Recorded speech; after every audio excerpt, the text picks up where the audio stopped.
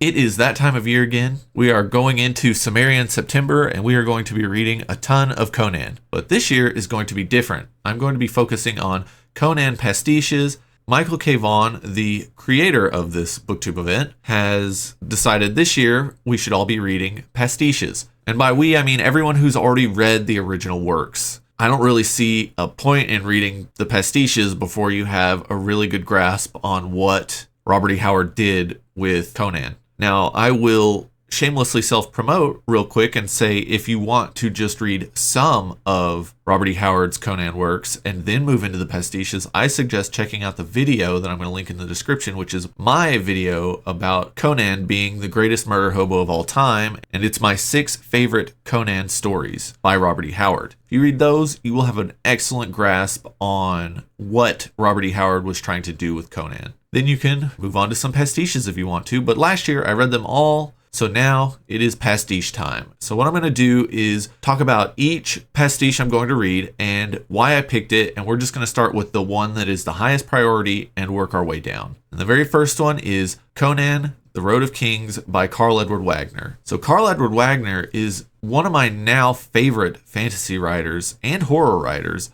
I love everything about his writing in his Kane short fiction, and I love his horror short fiction, and I don't think there is a better person to write a Conan pastiche. He is one of the reasons why we got back the pure Conan as it was written by Robert E. Howard. When L. Sprague de Camp and Lynn Carter got a hold of Conan, they chopped it up and rearranged everything and added their own stories, and it just didn't do the original works justice. And eventually, Karl Edward Wagner in like the late 70s or early 80s put out The Hour of the Dragon, Red Nails, and The People of the Black Circle. And those little hardcovers were the first time we got pure Robert E. Howard published in a book in like 45 years or something. So if anyone is going to be respectful of what Robert E. Howard did with Conan, it will be Karl Edward Wagner. So I'm really looking forward to reading that book. And the little plot summary for Conan The Road of Kings is mercenary Conan is drawn into a rebellion against the king of Zingara, but due to the machinations of a Stygian sorcerer, finds himself on the wrong side of his victorious allies. Sounds pretty cool. The next one is Conan the Rebel by Poul Anderson. I love Poul Anderson's writing. His science fiction, what little fantasy he did, it's just magnificent. And I mean, that man wrote The Broken Sword, one of my favorite dark fantasy books of all time. Came out in 1954, the same year as The Lord of the Rings, and it is a masterpiece. Based on that book, I think that Poul Anderson will do a very good job of writing Conan. I don't know if he will be able to write in the same style as Robert E. Howard, and you would be a fool to try to copy Robert E. Howard, but I think that he can do a really good job of telling a dark story that involves the greatest murder hobo of all time. And the plot summary for Conan the Rebel is, in Stygia, Conan becomes the target of evil sorcerers when he becomes embroiled in prophecy and rebellion as he hunts for Belit's lost daughter. 2 things real quick. 1, what is up with all these Stygians always effing with Conan? 2, Belit is the woman from the Queen of the Black Coast who had the ship and all that stuff.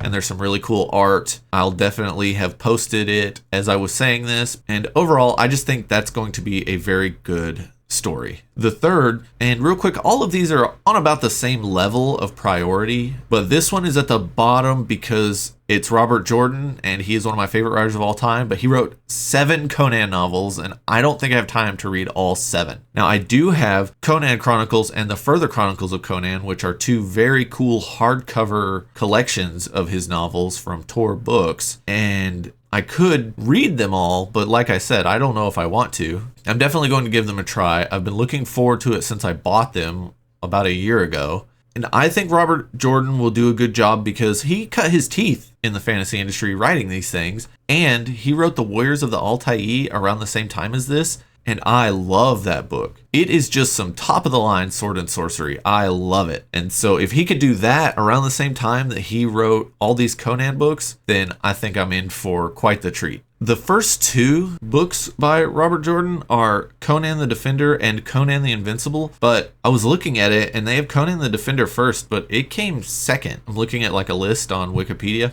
so that's a little strange. But anyways, definitely going to read those. I'm really looking forward to it. the first Conan book by Robert Jordan, Conan the Invincible. The summary is Conan is contracted to steal a chest of pendants from the king of Zamora. Before he can complete the mission, however, the jewelry is stolen and a collection of slave girls are kidnapped. Trailing both pendants and kidnapped women into the Zamoran desert, Conan travels to the Kinzankian mountains, encountering the Zamoran army. And whoa, okay. That is a lot of Hyborian proper nouns to go through in just like 2 sentences. So anyways, I'm definitely looking forward to those. I'm probably going to get lost in the sauce if they're all like that. And when I think about it, I'm like, holy crap. What level of mastery did Robert Jordan have over the Hyborian age to write these books? I mean, all of them did, but he wrote 7 of them, so he had to have just pored over the original stories and made his own tome. Was there like a dictionary of the Hyborian age in 1982? Or did he really just go through and take notes on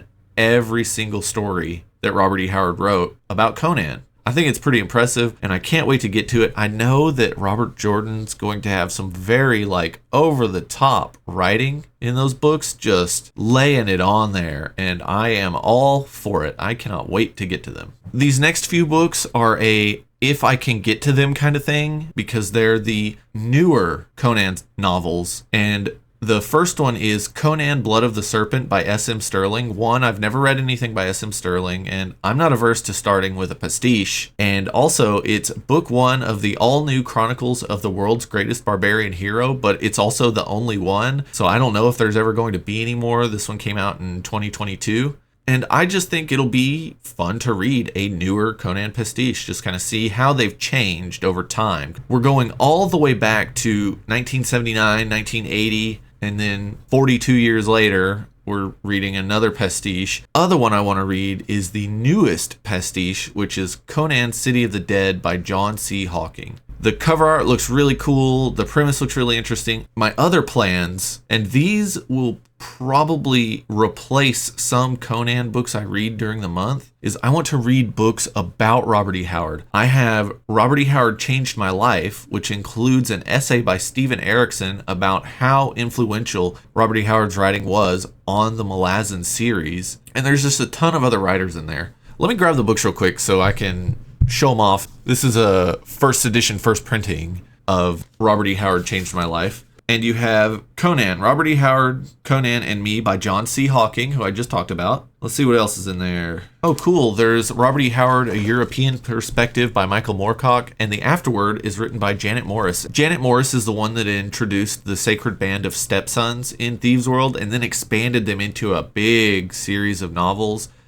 And they are very good, and I think she's one of the better writers in the Thieves' World collection. So to know that she wrote the afterword for this is just really cool. The other one I have is Essays on the Life and Works of Robert E. Howard. It's the Robert E. Howard Reader, and you've got stuff by Poul Anderson, Fritz Leiber, L. Sprague de Camp, S.T. Joshi. Just really cool stuff. And all of these are going to be kind of just critical analysis of Robert E. Howard's works, and I might try to just focus on the ones that are relevant to Conan, but you never know. The other thing I have is The Work and Life of Robert E. Howard by Joseph William Merrick. I don't really know how good either one of those are, but when I saw this, I just had to pick it up. Looking forward to checking this out too. I think that this one is one that I'm probably going to just skim because it covers all of his work, so I will probably focus on the Conan stuff. And last but not least, I have a confession to make. I have never watched the Conan movies. I feel pretty ashamed to say it, but I've never watched them. I've seen clips from them, of course. They always pop up on YouTube or stuff like that, but never watched them. So this month, I'm going to watch some Conan movies. I think that's it. Tell me in the comments what your favorite Conan pastiche is. If you've read one, I'd love to hear it. Maybe I'll add that to my TBR. And with that, I want to thank you for watching. I think it's just so incredibly fun to get to explore this character for an entire month. You know, I could do it all year, but what's the point of doing that when we have a dedicated month for it? So September is going to be awesome. Let's get some Conan read. Thank you for watching. And with that, I'll see you next time.